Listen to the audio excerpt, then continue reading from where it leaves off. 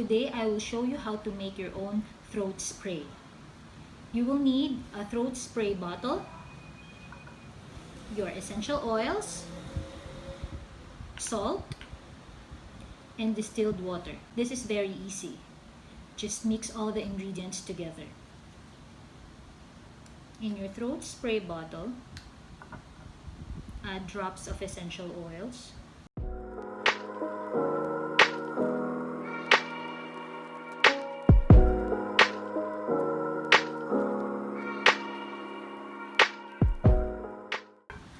add a pinch of salt,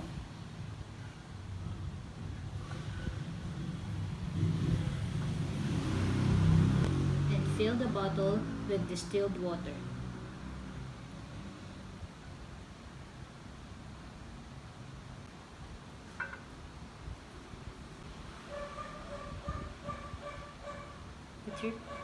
Put the spray bottle cover